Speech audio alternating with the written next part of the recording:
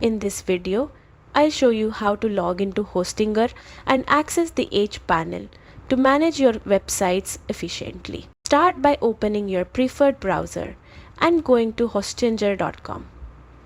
Click the login button at the top right. You can log in using your email and password or quickly via Google, Facebook or GitHub if your accounts are linked. Once logged in, you'll be redirected to the HPanel dashboard.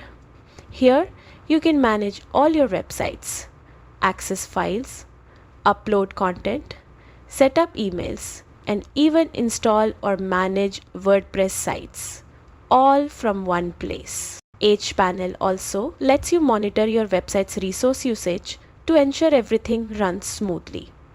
Its user-friendly design makes website management straightforward and stress-free. That's it. You are now ready to use Hostinger's HPanel to efficiently manage your websites. Don't forget to like and subscribe for more web management tutorials.